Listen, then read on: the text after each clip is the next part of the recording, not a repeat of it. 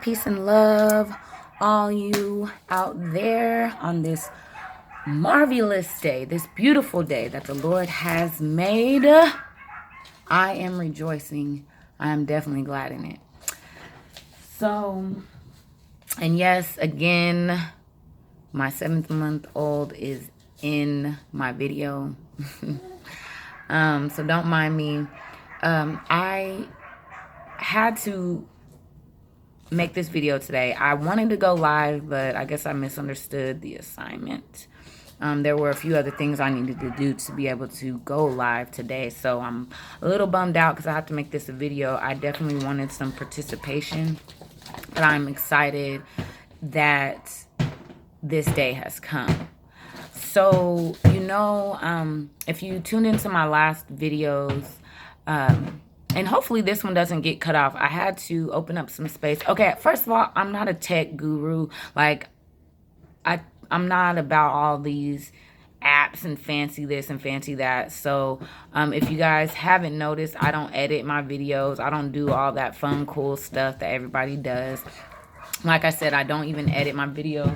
So what I say, what you hear, what you see is straight authentic, straight off the cuff, straight out the lion's mouth. I usually don't have any notes or anything, so I'm not like going by a checklist. I don't know if you'd be like, oh, she sucks at this, or if you're like, oh, well, awesome. I just felt I needed to say that.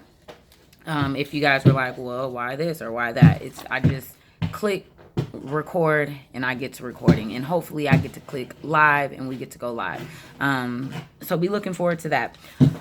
What made me make today's video, usually I'm like months, a year in between videos, but I decided to do a few days because based on my last videos, if you tuned in, I was just really wanting to get the people fired up about unity, fired up about doing these things together as a team, fired up about how,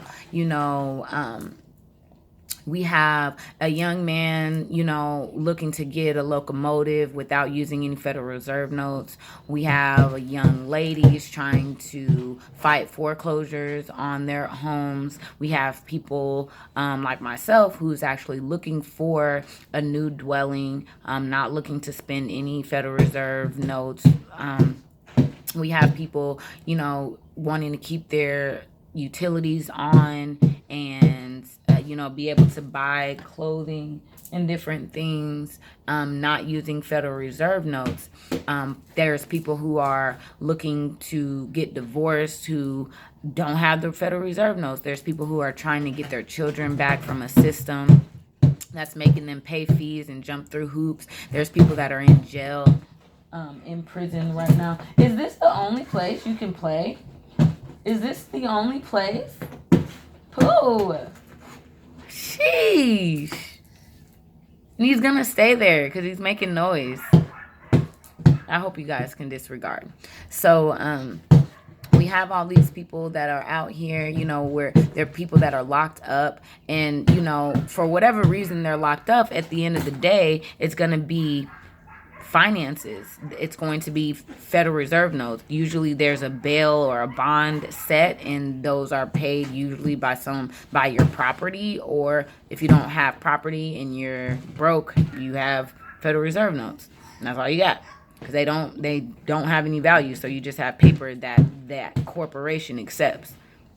So we are doing all these things and we're getting wins. Like, some of us, we are getting wins. So not to negate, like, I think on my last video I said, like, I think why we're losing, not everyone is losing. We are getting wins, but it is, they're so spread apart. And there's people who, because we're fighting all these alone and individually, we are not getting, the corporation is allowed to ignore us, push us to the side, disregard us. I know whenever I was doing my home process and I had, got everything done, I was moving under a trust. I was able to get, it was like a $400,000 house. I was able to get the the home inspections done. Everything was done. Everything was going. I was in there, you know, getting ready to get new carpet. I had people coming in giving me estimates for, you know, all painting and just really just get my house just up to par with what I want. And all of that, no dollars down, anything like that. But when it got time to close, the company, how that's, I saw that how that system, or how that collaboration works, is that they were requiring a wire payment. So even though we came with a promissory note, signature, and all of the pieces that go with the promissory note, they were like, we want a wire. And I'm like, well, you can't specify the species of payment in the way that it's done, but that's not how they were trained. So it's the people that are up against these mindless people that are working under a script or a training or a program of what their higher ups expect them to do and what their protocol is. Regardless of what the policy states, they have a protocol that benefits them and their constituents and their sponsors and their back of the room, back of the house partnerships. So we're not seeing all of that. So we have all this situation where all of these people are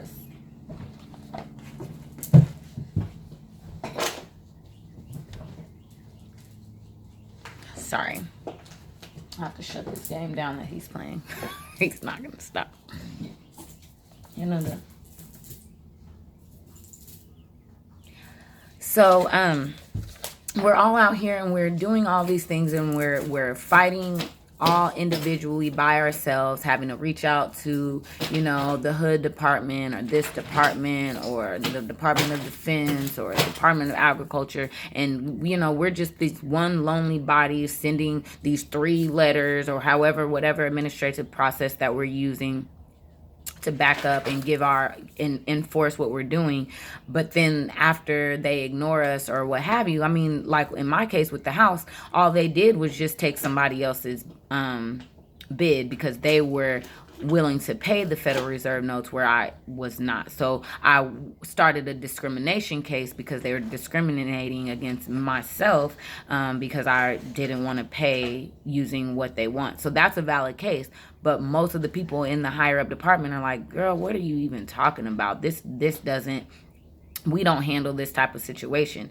But you do. But these are people like you and I that are in these positions that were not trained like this. We didn't hear this in school. We didn't hear this in our training. We don't hear this in orientation. We very rarely even read our policy and handbooks. Most of the time they give us the policy and the handbook, but most of us don't read it, but we sign off that we did. So it's just this weird society that we live in, these weird practices, these weird norms that negate checks and balances, but that's just what we're used to. So get back on top. Well, I'm saying on topic, but we're doing all these things and we're doing them all by ourselves. And I felt like that what is allowing this system to ignore us, is that we're just going one by one. And so I was thinking, just during prayer, I just kept hearing like, move as a body, you know, unify. And I just started visualizing what I shared with you guys. And when we're trying to get this home,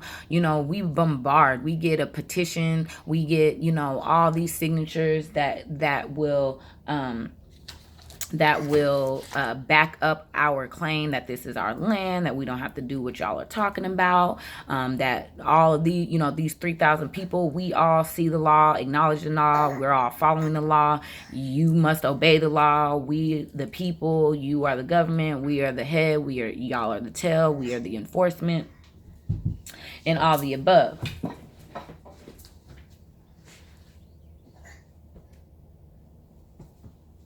Sorry, y'all. I'm trying to multitask. Oh, it didn't play. Hold on.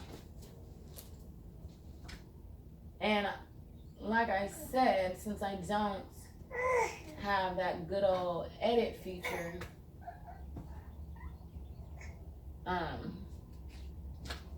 I can't edit this out. But we just gonna rock and roll. And Just disregard all the other stuff. We real around here. Yeah. All that fancy schmancy.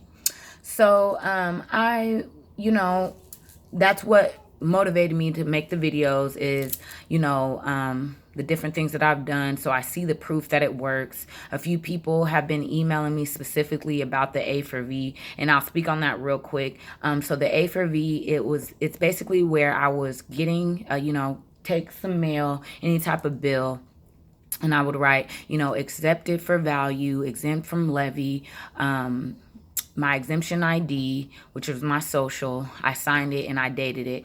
I wrote it in blue ink. Then the bottom portion of the bill, it actually it looks like a check. So you write, paid to the order of the United States Treasury, and then I wrote another line where I signed it and I put my social under it, and UCC 1-308. And then on the back, I signed it with UCC 1-308. And so I made the bill into a check and just signed it out. And I mailed 3 copies. So I make a copy of that original, and I mailed 3 copies. One was to Ogden, one was to the IRS in Kentucky, and one was in the UCC Contract Trust Division of the Criminal Investigations Department in Washington, I believe. So I'll get you guys these exact things, but I'm just running through the simple process that I did. So I would send my letters to those 3 places, and or my bills to those 3 places, or bills that were sent, remittances that were sent. They weren't mine, but they were sent to my dwelling with a name in all caps that was my name. It mirrored my name, so they were trying to trick me into thinking that it was my name, but I knew it wasn't. And I was just being helpful by forwarding those remittances to Congress, because they're the ones who have the power to pay, to their payment branch, which is, I would assume, the IRS. I mean, y'all handle all that money stuff, the bookkeeping department. So I sent it to those 3 different places, and I was finding out that when I sent my remittances there, I never got another remittance from that same people. And if it was current things like reoccurring bills, I noticed that they zeroed out. Like I wouldn't have any more bills for whatever amount of time. And so I was like, that is what put me head first into knowing that this knowledge is real, true, and I haven't stopped knowing that it is true, but I did adjust to figure out, because to me that was a lot of work, and it was low result, and I readjusted my efforts to like get to the root, or let's get to the head. Like, what's the root? What's the head? Where's the lie? What's going on? Why do I see the truth but those who are in power don't? Like, I didn't like it. So fast forward to here is why I said, y'all, let's do like a class action. Let's do a major move. Let's all put our pen on paper and sign to say that we know this is true. And since we're the people, we hold the power, we should be able to say that this is how we want it run, and then they should act. It shouldn't be the other way around. They're not the head and we're the tail. Y'all know that. It's biblical. So with all that being said and done, I posted that video. I was actually this morning getting ready to go print out some of these letters. And what I was imagining that we do is really start a petition. So there would be a few ways, like either wherever you were, you could say like, hey, mom, dad, sister, brother, cousin, best friend, neighbor, stranger, people at the church, people at my school. Hey, we're putting together this petition. We found out that, you know, our utilities are actually supposed to be free. Here it is on this paper, on this document. I'm going to show you right here. So what we're actually doing as a collective is we're getting signatures to corroborate that you've seen this, I've seen this, they've seen this. And then we would send a copy of it to the commissioner, showing them that all of the people that signed, 1,000 people, however many people have signed, is aware that this is the case, and this is our demands, and this is what's going to happen if you don't do it. And then whatever that happened, then we get it to the news and just do our best to just make this a big deal. So that's what I was revving up to do last night, until someone sent me this information. And why are you under this chair, boy? Somebody sent me this information, and as I was reading it, it sounded awfully familiar. So I do believe it is from an old and executive order that came out like 2012. But when I read it then, it made me this excited as it did today. But I guess there was no power. Like, there was, you read the executive order, but then there was no one to enforce it. And at that time, I didn't know that I was part of the people that could enforce it. So although I read the information and I believed it, and I was just like, oh my gosh, this is so awesome. We the people are the ones that actually enforce it and hold it too. It's like, you know, telling somebody they can't come back over here, and they come back over here, and you have to be like, I said no. And they're like, but I've been coming here all this time. Now all of a sudden I can't come. Yeah, all of a sudden you cannot come. And they're like, well, I'm going to come anyway. And you're like, no, you're not. You know, that's kind of what we have to do. So I would like to, you know, since myself, others that are following this channel, we have already been thinking differently. We've already been moving in truth. We've already hearing the truth. We're moving in truth, and we're trying to figure out how to stand on truth. And we have truth now. And we want to help those who don't yet see the truth. And again, this is what I was saying in my video yesterday, is that, you know, the people that are in these positions are people like you and me. It's our parents, it's our uncles, it's our aunts, it's our neighbors, it's our cousins or what have you, or ourselves that are in these positions. But we were trained to trespass, not to reserve the rights of the people. And that's what the position was there for, not for you to abuse the power. But if you're trained to abuse your power and it not look like you're abusing it, but look like you're protecting it, then you're going to protect it like that's what you get paid to do. But really, you're there to protect and serve, you know, if you're government and different things like that. So I was sent this Treasury Finance AG. Now, I told you guys that I'm not all fancy schmancy. I want to learn how to do the like video share thing on here. Actually, I'm locked out of the YouTube channel that I am showing you guys, or that I'm talking to you on. I have to get into this phone, use only this phone to post my videos. And it's like an old school phone. I don't even use this phone anymore, but this YouTube channel is attached to it. And we're not going to discuss all the extra stuff. I know I need a team. I need help. You know, I'm the researcher. I don't do the IT. I don't do that part. So I just wanted to read to you guys this. There's a lot more to it. It's a 16-page document.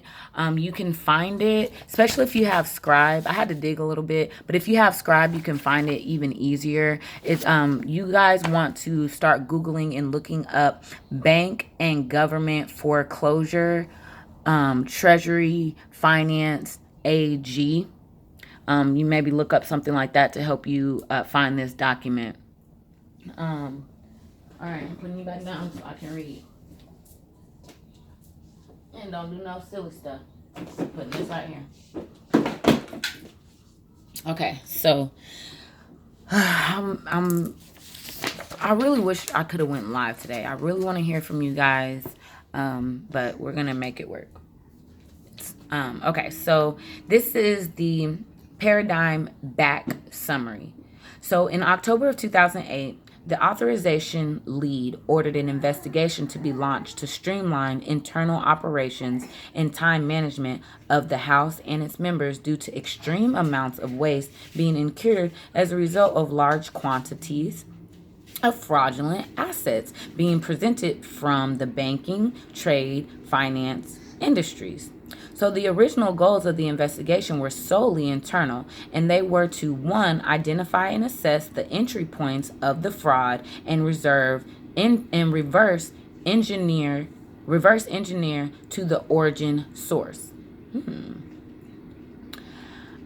Assess the present options for an internal database that could be readily and easily updated from external sources to record and track predators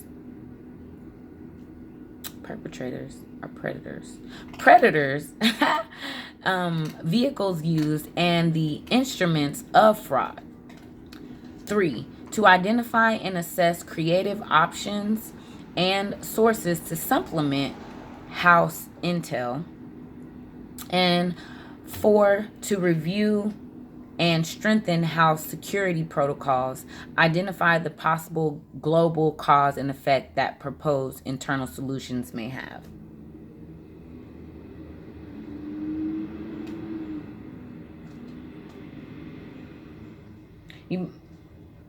Y'all.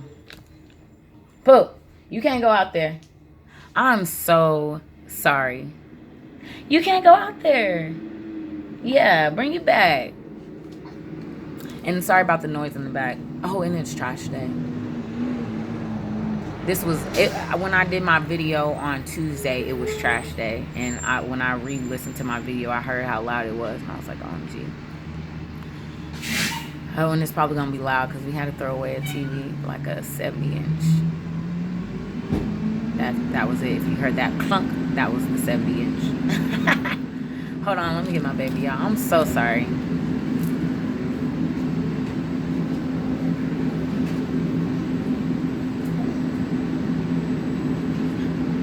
Oh my God. He doesn't like any of his toys anymore.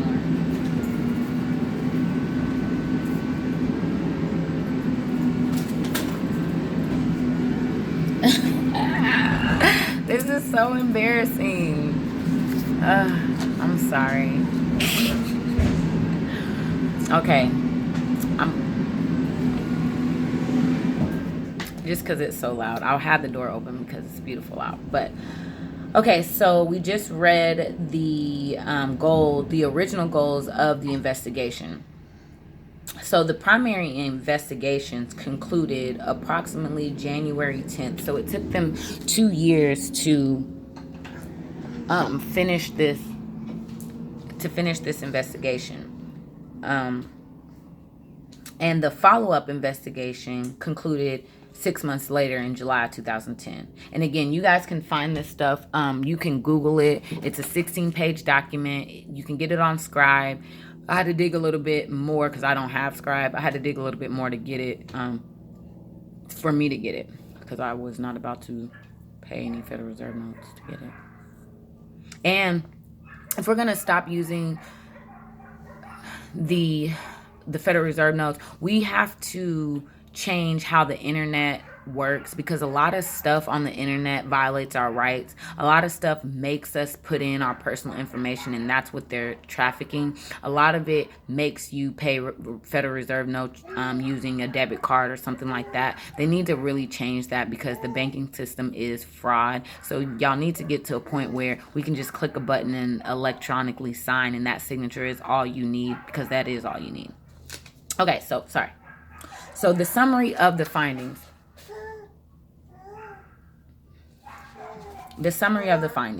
So the general entry points of fraudulent assets originally identified as the brokers and the reverse engineering led to the origin source consisting of the highest levels of banking. So they did reverse engineering to figure out where the origin was, and they figured out that it was in the highest level of banking. The follow-up intel and tracking revealed that highest levels of banking actually general entry point and creator of fraudulent assets. Oh, so they're saying that the highest levels of banking was the general entry point and the creator of the fraudulent assets. It started from the top. Assets then generally given to brokers directly and indirectly. Those assets is probably the financial Federal Reserve notes. Given to the broker directly and indirectly, and then taken back up through the system. This finding was supplemented and further supported with data obtained that banking officers were covertly sifting sensitive client information to selective internal persons are companies, groups in finance industry for bankers' personal enrichment. The cloaked internal investment opportunity usually starts in generally one of three ways. One, the bank officer purporting to have vetted numerous potential investment opportunities, presenting their group, the one group that vetted above all others to the client. Two, so basically what they're saying is the bank would vet this group for the investment opportunities, and then that group that vetted, they would vet everyone that was above, so they didn't really have to get checked or verified. It was just like if you were in the group, you were vetted.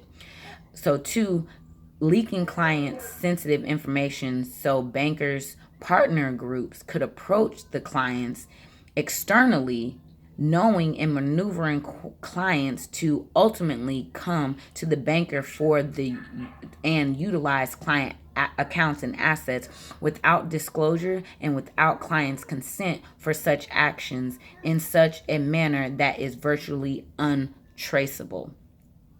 The last option generally requires highest positions in internal financial institutions to manage the lower employees, but also with external institutions, privately held central banks, and government.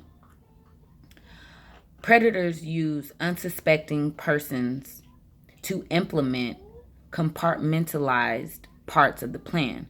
Security protocols were internally adjusted. Intel sources were consolidated. Intel operations were compartmentalized for security. Global cause and effect of internal solutions significant as to house reputation in banking, trade, and finance industries and global government. Industry consensus equals morality is not as profitable. So the conclusion is the fraud and the corruption are too deep. The effects global. The predators of the privately held banking system as we have known it for nearly the last 100 years, the private money for public use system have eroded their own self.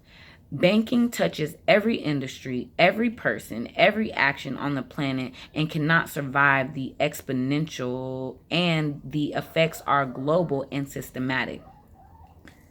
The banking system is its in its current form cannot survive the exponential and perpetual awakening of the collective consciousness as the inherent power balances the injustice.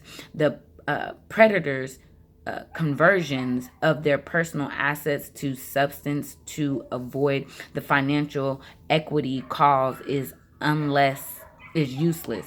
As said, conversions are already duly recognized to be purchased by unclean funds. Funds produced by slavery, tracked every step on the way. So that was that was one part of the investigation. So then they did another investigation. Okay, in March of 2009, the authorization lead ordered an investigation of ordered the investigation's parameters to be expanded in correlation to the data gathered and obtained by the investigation lead. So what they found out in 2008, they're like, we need to expand this now in 2009. As the database in the comprehension expanded exponentially regarding the various systems and the extremely sensitive and restricted data, the authorization lead ordered the investigation lead to alter the goals to external. And they were: one, to present possible alternative solutions and strategies of implementation to maintain private banking system. Two, identify the key vehicles the public could identify with to use as the form to replace the dying private banking system, that is private money for public use, with the original public money for private use system. Number three, to identify, assess, and test the weaknesses of key industries vital to the implementation of the dying private banking system. Which, this is amazing, because to be honest, this is in my head what I felt like we were going to have to start doing. I'm like, we're going to have to, we're going to have to start figuring out the connections and the collaborations and who's actually government and who's actually private. Because there's nonprofit,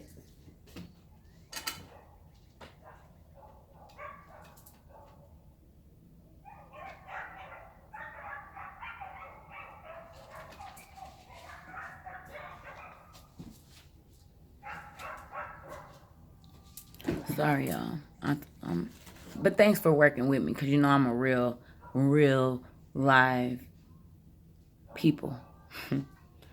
A child of the Most High.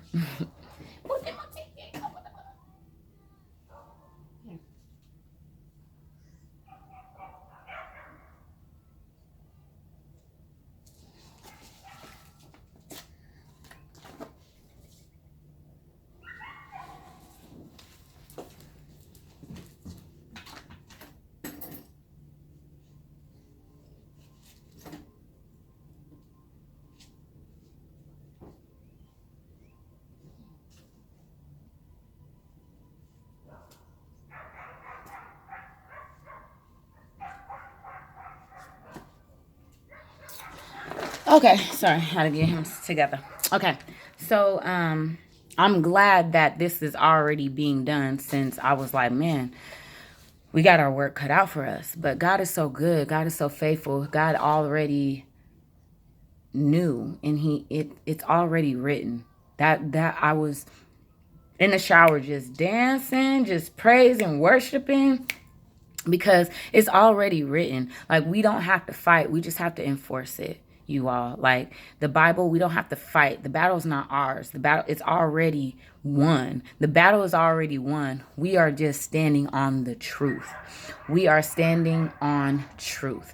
When we go into these places, when you are speaking truth, realize you are speaking truth and not an opinion.